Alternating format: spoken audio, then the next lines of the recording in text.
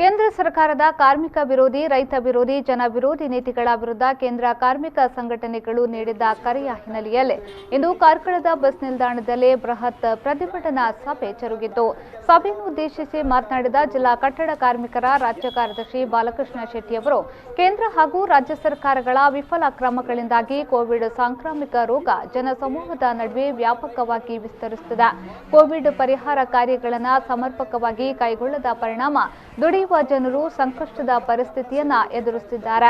ಬಂಡವಾಳಗಾರರಿಗೆ Covid ರಿಯಾಯಿತಿಗಳು ಪ್ರಕಟಿಸಿದ ಕೇಂದ್ರ ಹಾಗೂ ರಾಜ್ಯ ಸರ್ಕಾರಗಳು ಲಾಕ್ಡೌನ್ನಿಂದಾಗಿ ಸಂತ್ರಸ್ತರಾದ ವಲಸೆ ಕಾರ್ಮಿಕರು, ಅಸಂಘಟಿತ ಕಾರ್ಮಿಕರು ಕೆಲಸ ಕಳೆದುಕೊಂಡು ಕೈಗಾರಿಕಾ ಕಾರ್ಮಿಕರು ಕೋವಿಡ್ ವಾರಿಯರ್ ಆಗಿ ಕೆಲಸ ಮಾಡುತ್ತಿರುವ ಸ್ಕೀಮ್ ನೌಕರರು, ಪಂಚಾಯತ್, ಮುನ್ಸಿಪಲ್ ಕಾರ್ಮಿಕರು, ಆರೋಗ್ಯ ಕಾರ್ಯಕರ್ತರು ಬದುಕಿನ ರಕ್ಷಣೆಗೆ ನಿಲ್ಲಲಿಲ್ಲ. ಇದರಿಂದಾಗಿ ದೇಶದಲ್ಲಿ ಲಾಕ್ಡೌನ್ ನಂತರ ಸಂಘಟಿತ, ಅಸಂಘಟಿತ ವಲಯದ 14 ಕೋಟಿ ಕಾರ್ಮಿಕರಿಗೆ ಉದ್ಯೋಗ ಇಲ್ಲದಂತಾಗಿದೆ. ಜನರ ಆದಾಯಗಳು ಕುಸಿಯುತ್ತಿವೆ, ಜೀವನ ಬದ್ಧತೆಗಳು ದುರ್ಬಲಗೊಳ್ಳುತ್ತಿವೆ, ಆರೋಗ್ಯ, ಶಿಕ್ಷಣ ದುಬಾರಿಯಾಗ್ತಾ ಇದೆ, ದೇಶದಲ್ಲಿ ಆರ್ಥಿಕತೆ ಕುಸಿಯುತ್ತಿದೆ ಎಂದು ಹೇಳಿದರು.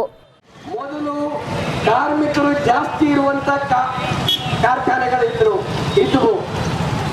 ಇವತ್ತು ಕಾರ್ಮಿಕರ ಸಂಖ್ಯೆಗಳನ್ನ ಕಮ್ಮಿ ಮಾಡಿ ಮೆಷನ್ನು, ಕಂಪ್ಯೂಟರ್ ಅದರ ಮುಖಾಂತರ ಕೆಲಸ ಮಾಡುವಂತ ಕಾರ್ಖಾನೆಗಳೇ ಜಾಸ್ತಿ ಅಂತೇಳಿ ಹೇಳಿದ್ರೆ, ಇವತ್ತು 100ಕ್ಕೆ 90 ಭಾಗ ಕಾರ್ಖಾನೆಗಳಲ್ಲಿ 300ಕ್ಕಿಂತ ಕಡಿಮೆ ಜನ ಕೆಲಸ ಮಾಡ್ತಾ ಇದ್ದಾರೆ ಅಂತೇಳಿ ಹೇಳಿದ್ರೆ, ಆ ಕಾರ್ಖಾನೆಗಳಿಗೆ ಈ ಕೈಗಾರಿಕಾ ವಿವಾದ ಕಾಯ್ದೆ ಅಂತೇಳಿ ಹೇಳುವಂತದ್ದು ಅಪ್ಲಿಕೇಬಲ್ ಅಲ್ಲ ಅನ್ನುವ ರೀತಿಯಲ್ಲಿ ತಿದ್ದುಪಡಿಯನ್ನು ತಂದಿದ್ದಾರೆ. ಈ ಸಂದರ್ಭದಲ್ಲಿ ಸಂಚಾಲಕರಾದ ಕೆ. ಶಂಕರ್, ಹೇರ್ಲರ್ ಡಿಸೋಸಾ, ಸಂಜೀವ ಶೇರಿಗರ್, ಸುರೇಶ್ ಕಲ್ಲಗರ ಮುಂತಾದವರು ಪ್ರತಿಭಟನೆಯಲ್ಲಿ ಪಾಲ್ಗೊಂಡಿದ್ದರು.